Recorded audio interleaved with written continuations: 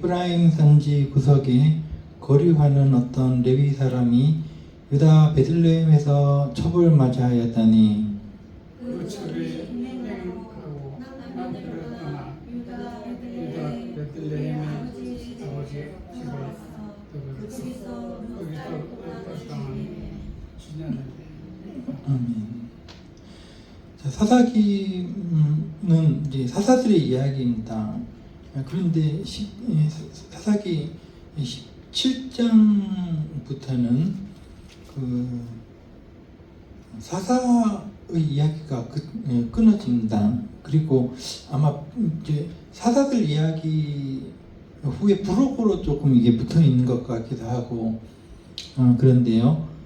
삼손이 마지막 사사로 등장을 했고 그 다음에는 우리가 17장, 18장을 읽으면서 좀 안 좋은 얘기를 읽었었죠. 미가라는 그 사람이 어머니의 돈을 훔치고 어머니가 그 아들이 가져간 걸 알고 저주를 축복으로 말바꾸게 하고 그걸로 우상을 만들고 단지파 전체가 그 우상을 가지고 하나님께 등을 돌려버린 그런 이야기들. 그러니까 그런 것들을 17장, 18장에서 읽으면서 그 중간에 뭐라고 기록되어 있냐면 그때는 이스라엘의 왕이 없었기 때문에 이런 말이 나옵니다. 즉 사람들이 무서운 게 없었기 때문에 하나님이 원래 왕이신데 하나님은 무서워하지 않았다는 것이죠. 그래서 그런 우상도 만들고 한 지파 전체가 우상 숭배의 어떤 그 속에 우상 숭배에 빠졌다는 이야기가 17장, 18장에 나옵니다. 그 다음에 19장에도 이야기가 하나 삽입이 되는데 이 이야기를 잘 읽어보면은 여기 19장부터 나오는데요. 대본에 처음에 나오는 구절이 이스라엘의 왕이 없을 그때 이렇게 나옵니다. 그러니까 지금부터 나오는 이야기는 좀 이렇게 그 듣기가 거북한 불신앙의 어떤 이야기라는 것이죠. 하나님을 두려워하지 않는 시대, 그런 시대, 사사 시대였다는 것이죠. 어떤 일이 있었냐 하면은 에브라임 산지 구석에 에브라임은 야곱의 12지파 중에 하나의 지파지요. 야곱의 아들, 요셉의 아들이었던 에브라임, 므낫세와 에브라임 하는 지파입니다. 큰 에브라임의 영역, 그 족속의 그 중앙 산악지대 에브라임의 거기 구석에 어느 한 군데에 거류하는 이렇게 나옵니다. 거류하는 어떤 레위 사람이 있었다. 레위 사람들은 하나님께 받은 땅이 널찍한 땅이 없었습니다. 모든 그 다른 지파 속에서 48개의 성을 이제 분배받아 가지고 있었는데 레위 사람들은 마땅히 자기들의 땅이 없었기 때문에 이동이 많았던 걸로 보입니다. 그래서 레위 사람들은 제사 지내는 사람들입니다. 오늘날에 그 곳곳에 그 목회자들이 있듯이 이스라엘에는 레위 사람들이 있었습니다. 뭔가 이스라엘의 목회자라고 볼 수가 있습니다. 근데 에브라임 산지에 에브라임 지파가 아니라 레위 지파, 레위 사람이 거류한다는 것은 잠깐 머물러 있었다는 그런 얘기죠. 목회자가 잠깐 머물러 있었다. 레위 사람이 그런데 이 사람이 좀 특이하게도 첩을 맞이하였다. 그러니까 정식 아내가 아니고 자기가 좋아하는 여자를 정식 아내로 맞이한 건 아닌 것 같고 여기 첩이라는 것은 물론 법적으로는 뭐 창녀 뭐 이런 건 아니고요. 법적으로는 아내 비슷한데 아내는 아니고 그런 어떤 레위인이라고 뭐 이 당시에 여러 여자를 아내로 두지 말라는 법은 없었습니다. 근데 아무래도 레위 사람이라면 제사를 지내는 사람이니까 조금 이제 조심을 했어야 되는데 이 사람이 뭐 살다 보니까 유다 여자를 얻었어요. 유다 베들레헴에 가서 여자를 하나 좋아하게 돼가지고 얻었습니다. 그런데 2절에 보니까 그 첩이 행음하고 남편을 떠났다 라고 되어 있는데, 여기서 행음했다는 말은 그 간음을 했다는 걸로 이렇게 해석이 될 수도 있지만은, 그 첩이 다른 남자와 상간했다, 관통했다라고 그렇게 볼 수도 있지만은, 좀 더 원어를 보면은 남편에게 어떤 화가 나가지고 남편을 이제 부부싸움을 하다가 첩이 남편을 떠났다, 그렇게 볼 수도 있습니다. 원어적으로 보면은 아마 그게 더 부드럽지 않나 싶은데, 그래서 남편을 떠나서 유다 베들레헴 그의 아버지의 집으로 돌아가서, 그러니까 남편과 싸우고 아버지의 집으로 가버린 겁니다. 우리가 부부싸움을 하면은 친정으로 도망치는 사람 있잖아요. 친정으로 가버리는 여자분들이요. 그랑 똑같은 거죠. 그렇게 남편을 떠나서 유다 베들레헴 아버지 집으로 들어가서 넉 달 동안을 버텼는데, 한 넉 달 지나니까 이 남자가 슬슬 첩이 보고 싶은 겁니다. 그래가지고 넉 달 후에 여자를 데리고 오려고, 이 3절에 보니까 그의 남편이 그 여자에게 다정하게 말하고, 즉 가가지고 싸운 걸 풀고, 이 사람은 목소리가 중요하지 않습니까? 말의 내용보다도 목소리가 좀 부드럽고 온화하고 좋으면은 그걸 듣는 사람이, 내용이야 어쨌든 간에 사람은 감정의 동물이기 때문에 부드럽게 말하면은 이제 마음이 풀어지고 좋은 거예요. 음향을 즐긴다 그러죠. 그러니까 아무리 좋은 찬양도 음향이 좀 안 좋으면은 듣기가 싫고 귀가 찢어지는 거 아니겠습니까? 근데 좋은 음향으로 좋은 어떤 음색 그 노래를 부르면은 듣는 사람도 마음이 편하고 좋은 겁니다. 그러니까 그겁니다. 남편이 친정으로 돌아가 버린 여자에게 다정하게 이야기하려고, 그리고 데리고 오려고 하인 한 사람과 나귀 2마리를 데리고 첩의 고향으로 갑니다. 나귀를 왜 2마리를 데리고 갔나 하면은, 여기 이야기의 구성이 그렇습니다. 첩을 데리고 와야 되니까 종이야 걸어간다 치고, 자기는 나귀를 타고 또 한 나귀는 첩을 앉혀가지고 오려고, 그렇게 나귀를 2마리를 가지고 이제 베들레헴으로 갑니다. 첩의 집으로 갑니다. 그래서 아버지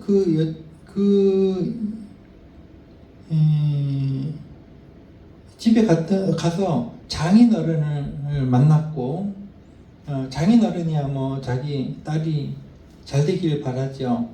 자기 딸에게 어떻게 자기 딸을 보냈는데 그 남자가 사위라고 오니까 잘 해주고 싶겠죠. 그죠? 지금 우리가 생각하는 뭐 그런 나쁜 첩이 아닙니다. 이긴요. 사회율이 좀 낮은 마누라 뭐 그 정도 되는 건데, 4절에 보니까 장인이 사위가 왔으니까 뭐 장모는 모르겠는데, 장모는 여기 안 나타났는데 뭐 닭도 잡아주고 뭐 그랬겠죠. 그죠? 사위가 왔다고. 그렇게 해서 3일 동안 함께 머물게 하고 맛있는 것을 주고 그렇게 함께 유숙했다라는 것은 이제 잠깐 이제 사위가 왔으니까 그렇게 대접을 했다. 그리고 5절에 보니까 넷째 날 아침에, 그러니까 3일이 지난 거예요. 4일째 되던 날에 장인어른이 이제 집으로 가야겠습니다 하고 얘기하니까 그 장인이 잠깐 먹을 걸 좀 먹고 기력을 좀 돋우고 그 다음에 길을 가라 하고, 또 자꾸 먹이고 또 술 같은 거를 마셨는지 모르겠습니다. 또 마시게 하고, 그러면서 하루가 또 지난 거예요.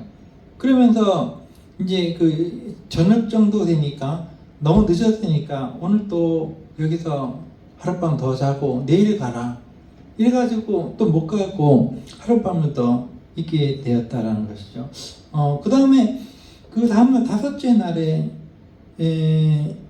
아침에 또 가려고 그러니까 여자의 아버지가 장인어른이 그렇게 너무 급하게 서두르지 말고 또 내가 주는 음식을 먹고 마시고 힘을 돋운 다음에 그렇게 가라 이렇게 하고 또 먹었거든요. 그런데 저녁이 되니까 또 장인이 얘기하기를 오늘도 늦었으니까 가지 말고 하룻밤 더 자고 가라 이러니까 이제 다섯째 날이니까 이 레위인이 이제 가겠다고 그런 겁니다. 아닙니다. 벌써 날이 5일 동안 잘 먹고 잘 마시고 있으니까 날이 늦었어도 해가 기울어도 갈 길은 가겠습니다. 그렇게 해서 9절에 보니까 그 사람이 장인의 융숭한 대접을 닷새 동안 받고 자기 첩을 나귀에 태워가지고 하인과 함께 셋이서 길을 떠납니다. 그렇게 해서 10절에 보니까 그들이 고향이 아니죠. 그들이 그 본거지 에브라임 산지 중앙 산악지대로 가는데 날이 좀 물어버렸습니다. 장인이 하도 붙잡아가지고 먹고 마시다 보니까 그 날이 좀 물어가지고 어떻게 좀 날이 깜깜하면 위험도 하고 그러니까 쉬어가야 되는데 여부스를 지나가게 되었다. 10절에 보니까 여부스 맞은편에 이르렀는데 저녁 때가 됐겠죠. 맞은편에 이르렀는데 여부스는 곧 예루살렘이라 이렇게 나오죠. 이게 아직은 그 예루살렘이 아닙니다. 여부스 족속이 이곳에 살고 있었고 예루살렘 성전이 나중에 생긴 거지. 그건 아직 이방인들의 도시였습니다. 이방인들의 장소였습니다. 아직 이 예루살렘이란 말이 없었고 이 여부스 족속이 사는 여부스 동네였습니다. 근데 거기서 해가 지었기 때문에 종이 얘기하기를 우리 더 가면은 밤에 위험하니까 이 여부스에서 좀 쉬었다가 내일 아침에 하룻밤 자고 그렇게 합시다. 우리가 저기 들어가면은 사람들이 우리를 재워줄 겁니다.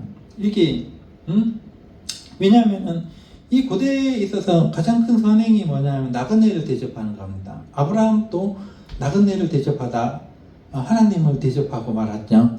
마찬가지로 지금도 중동 지역에는 마찬가지입니다. 그 나그네 지나가는 사람을 융숭하게 대접하고 잠자리를 제공하고 하는 게 최고의 선입니다. 이 사막 지역. 왜냐하면은 이거 문화 자체가 이렇게 나그네들은 위험하고 그러니까 이 사람들을 보호해주는 입장에서 그렇게 하는 건데 그래서 종이 얘기하기를 저기 여부스 사람들의 성읍에서 들어가면은 그 사람들이 우리를 안전하게 잠자리를 제공하고 그렇게 우리를 대접할 겁니다. 아무래도 고대 관습이니까 그렇게 하니까 12절 그 레위인이 말하기를 아니다. 저 사람들은 이스라엘 자손이 아니다. 그러니까 조금만 더 가서 베냐민 지파 기브아 동네로 가면은 거기는 베냐민 지파 우리 이스라엘 족속의 그 동네니까 거기가 좋겠다. 이렇게 생각을 하고 말을 한 거죠. 그렇게 해서 15절에 기브아 저녁이 됐겠죠. 기브아에 가서 좀 이렇게 자기들을 이제 좀 불쌍하게 여기는 사람들이 있는가. 그래서 항상 성문이 항상 그런 장소입니다. 성문 앞에 가서 넓은 장소에 앉아서 혹시라도 우리 나그네를 불쌍히 여겨가지고 안전하게 재워줄 수 있는 사람이 있는가 하고 기다렸습니다. 근데 이 당시 이스라엘 사람들이 얼마나 못됐고 얼마나 인정이 메말랐느냐 하면은 그냥 나그네가 있는데 다들 본체도 안 하고 번쩍만쩍하고 선을 베푸는 사람이 없었다는 거죠. 그러니까 이방 도시보다도 못했다는 거죠. 차라리 거기 여부스에서 그냥 자고 올 걸. 이스라엘 땅에 와서 동족의 마을로 갔어도 동족인데도 이렇게 그 본체만제하고 그렇게 사람들이 그렇게 했다라는 것이죠. 근데 마침 이제 밤이 이제 완전히 왔을 때고 16절 저녁 때 정도 되니까 한 노인이 밭에서 일하다가 들어오는데 그 사람은 기브아 사람이 아니라 이 레위인이 온 데가 어디라 그랬죠? 에브라임 산지 중앙산악지대라 그랬죠. 거기가 고향인 할아버지 그 한 노인이 일하다가 온 거예요. 그러니까 이쪽으로 이주해 가져왔겠죠. 그러니까 딱 보니까 동양 사람이거든. 말투도 그렇고 그쪽에서 온 사람이거든요. 고향 사람이라는 거죠. 그래서 노인이 이렇게 이것저것 물어본 17절에 노인이 묻되 그대는 어디로부터 와서 어디로 가느냐 이런저렇게 물어보고 이제 그 레위인이 우리는 에브라임 산지 사람인데 내가 볼 일이 있어서 첩을 내리러 베들레헴으로 갔다가 오는 길인데 사람들이 이제 그 나그네인데도 우리를 돌봐주지 않는다 그런 얘기를 했겠죠. 여기 보니까 18절에 보니까 우리가 그 에브라임 산지 사람으로 베들레헴에 갔다가 오는 길인데 이제는 여호와의 집으로 가는 중이다라는 레위인이 원래 제 목회자입니다. 그래서 여호와의 집이라는 것은 하나님께 제사 지내는 곳이 그 에브라임에 있었다는 것이고 사실은 여호와의 법궤가 실로에 있었습니다. 에브라임 지역에. 근데 실로가 맞는지는 확실하지 않지만은 그 레위인은 제사를 돕는 사람들이었기 때문에 제사장이었을 수도 있고 그래서 이제는 그 첩을 데리고 여호와의 집으로 가는 중인데 나를 자기 집으로 영접하는 자가 없어가지고 지금 상당히 곤란하게 하고 있다. 이렇게 얘기를 하니까 이렇게 얘기를 하고 19절에 레위인이 말하기를 내가 이렇게 여행을 올 때 우리 먹을 거는 충분히 챙겨 가져왔다. 우리 나귀 두 나귀에게 줄 음식들도 있고 우리에게 있고 달라는 얘기 안 하겠다는 거죠. 또한 나와 당신의 여종과 할 때 여기 이거는 그 문화적인 표현인데 나와 당신의 여종이라는 말은 나와 나의 첩이라는 얘기입니다. 나와 나의 첩과 또 당신의 종이라는 건 나의 종 이렇게 그 번역을 하면 딱 맞아요. 그러니까 세 명이 있잖아요, 그죠? 나와 나의 첩과 나의 종. 자, 이 세 명이 먹을 양식은 우리가 충분히 가지고 왔기 때문에 우리에게 뭐 무슨 먹을 것을 주거나 무슨 음료수를 줄 필요가 없습니다. 없지만은 우리를 안전하게 보호해 주시면 뭐 좋겠습니다. 그 기부하에서. 그러니 20절에 그 노인이 말하기를 걱정하지 말아라. 그대는 안심하라. 내가 당신이 먹을 것을 가져왔다고 하더라도 우리 집에도 먹을 것이 있으니까 이제 그대의 쓸 것은 내가 감당할 것이니 걱정하지 말고 함께 우리 집에서 안전하게 보내도록 하자 하고 자기 집을 또 이렇게 그 내준 거예요. 참 좋은 사람 아니겠습니까? 근데 안타깝게도 이 좋은 사람은 기부한 사람이 아니라 이주해 가져온 에브라임에서 이주해서 잠깐 그 머물고 있었던 그 노인이었다라는 거죠. 그래서 그 노인이 자기 집에 데리고 들어와서 나귀들에게도 먹을 것을 주고 발을 씻겨주고 발을 씻긴 거는 이제 그 사막 지역에서 대접이죠. 발을 씻겨주고 먹을 것을 주고 포도주를 또 마시게 했겠죠. 그 다음 22절 그들의 마음이 즐거울 때 먹었으니까 즐겁죠. 사람이 먹으면 즐겁잖아요. 즐거울 때 굉장히 안 좋은 일이 벌어졌는데 그 기브아라는 성읍의 불량배들이 찾아온 겁니다. 찾아와 가지고 아까 그 우리 동네에 온 세 사람을 남자 2명 여자 하나 네 집에 들어온 걸로 알고 있는데 당장 내놔라. 우리가 그와 관계하리라. 이렇게 얘기를 했거든요. 여기서 관계라는 말은 야다라는 히브리어인데 성관계를 하겠다는 얘기입니다. 이 불량배들이 와가지고 세 사람 내놔라. 그러니까 이게 어떤 일이 벌어졌냐면 예전에 소돔과 고모라 성이 망할 때요. 그 오랜 옛날에 그 소돔과 고모라 성에서 그 불량배들이 와가지고 룻과 룻을 내는 똑같은 일을 벌였잖아요. 내놔라. 그 성관계를 하겠다. 뭐 이렇게 막 했거든요. 그러니까 성적인 어떤 굉장한 타락이죠. 우리가 그와 관계하기라 야다 이렇게 했는데 사실은 그 야다라는 말이 굉장히 좋은 말일 수가 있습니다. 왜냐하면 우리가 하나님을 알다. 하나님이 우리의 모든 것을 알다. 할 때 야다를 쓰거든요. 그러니까 야다라는 말은 관계를 그러니까 남자가 여자를 알고 여자가 남자를 아는 것처럼 그 깊이 안다는 뜻입니다. 깊이. 근데 이렇게 나쁜 어떤 일에 쓰일 때는 성관계를 강간을 하겠다는 얘기가 되는 것입니다. 그 단어 자체가. 그래서 우리가 네 집에 들어온 세 사람과 관계를 맺어야겠다. 이렇게 하니까 집 주인이 막은 겁니다. 그렇게 할 수 없다. 이런 일을 하지 마라. 이 같은 악행을 저지르지 말라. 이 사람이 이 세 명이 우리 집에 들어왔더니 나는 고대 그 관습상 이 세 사람을 지켜줄 의무가 있다. 이렇게 노인이 얘기하고 그러면서 자기 내 딸이 하나 있고 또 이 사람이 데리고 온 첩이 있으니까 내가 이 여자들은 너에게 줄게. 남자들은 건드리지 말아라. 근데 굉장히 좀 그렇죠. 남녀 평등인 오늘날 우리가 보기에는 그 여자들 무시하는 것도 아니고 그죠? 남자들 살려고 여자들을 내보내는 거 아닙니까?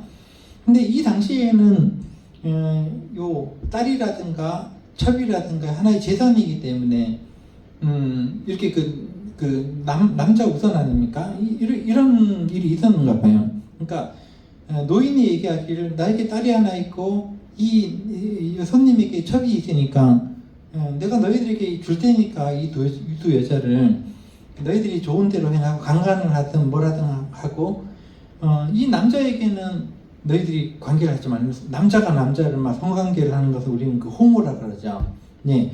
그 당시에 그런 게 있었나 봐요. 그러니까 굉장히 안 좋은 시대였는가 봅니다. 이 당시가. 그러니까 그 사람들이 듣지 아니함으로 아니다. 세 명 다 내놔라. 그렇게 그 윽박지르고 그러니까 그 레위인이 자기가 첩을 그렇게 사랑했으면 사랑해가지고 가서 뭐 다정하게 데리고 다정한 말을 하고 이제 갑시다 이렇게 해가지고 데려왔으면 자기 목숨이 끊어지기 전까지는 첩을 지켜줘야 되는 거 아니에요, 그죠? 그게 사랑했으면 그렇죠. 근데 이 남자가 좀 이중인격인가 봐요. 그러니까 자기 살자고 자기가 그렇게 다시 찾아가지고 온 여자를 밖으로 그냥 밀어버렸습니다. 불량배들에게 밀어버렸습니다. 그래가지고 불량배들이 그 첩을 데리고 뭐 윤관을 했나 밤새도록 그 불량배들이 여자를 능욕하다가 어떻게 했는지 모르겠습니다. 죽을 만큼 그랬나 봐요. 새벽에 죽었습니다. 여자가 이명에. 그래서 날이 밝으니까 이 안 좋은 일은 밤에다 일어납니다. 왜 밤에 안 좋은 일이 일어나지? 깜깜하니까 뭐 죄책감이 사라지고 그랬는지 모릅니다. 근데 날이 밝으면 또 후회하는 건데 사람이요. 날이 밝으니까 이게 밖에 나가 보니까 그 첩이 죽어 있는 겁니다. 그 앞에서 어떻게 죽어 있습니다. 그래서 여기까지만 봐야겠는데 시간이 많이 없어가지고 계속 얘기를 이어야 되는데 여기까지만 봐야겠습니다. 이 다음의 이야기도 상당히 좀 섬뜩하고 무서운 좀 기운이 도는 이야기인데 사람들이 어떻게 그렇게 비윤리적이고 무정하고 사나웠고 그렇게 되었는지 이게 뭐 하나님을 두려워하지 않으니까 별의별 일을 다 벌이는 겁니다. 그 여자를 토막내가지고 12토막을 내가지고 12지파에게 보내버리고 막 그래서 막 살벌하게 막 전쟁이 일어나고 베냐민 지파가 거의 전멸당하다시피 죽고 막 그런 일들이 막 벌어지거든요. 그래서 우리가 이런 일들을 읽으면서 우리도 우리 사회를 좀 생각을 해볼 수가 있습니다. 우리도 정이 무정하게 되고 말세에는 정이 없어지고 이렇게 사랑도 거짓 사랑, 진짜 사랑하지도 않는데 자기 편의에 따라서 사랑 비슷한 것을 하고 이런 얘기들이 있는데 오늘날에도 우리의 삶이 이렇게 무정하고 하나님을 두려워하지 않고 또 악으로 보지 않고 악한 것을 오히려 아무렇지도 않게 행하는 그런 사회가 되면 이제 이거랑 똑같은 거예요. 소돔과 고모라가 망했듯이 이 기브아에서 이런 일이 벌어졌는데 기브아는 이제 망하게 됩니다. 완전히 전멸을 당하죠. 이렇게 그런 일이 벌어지는 거죠. 그래서 우리는 우리의 삶도 우리 사회도 이렇게 되지 않는 것이 좋습니다. 자신들을 돌아보고 우리가 무정하고 정의롭지 못하고 비윤리적이고 그러면은 이제 이 사회는 내리막을 달리게 되는데 우리는 이 사회를 위해서 기도하고 우리 자신도 이렇게 되지 않도록 노력을 해야 되는 것이 맞는 것 같습니다. 오늘도 여기까지만은 보도록 하겠습니다. 기도하겠습니다. 하나님 아버지 감사드립니다. 우리가 사사기 19장을 또 읽으면서 어떤 일이 있었고 그 결과가 어떻게 되었는지 우리가 살펴보는 시간을 가질 수 있도록 하나님께서 도와주시니 감사를 드립니다. 지혜를 주시고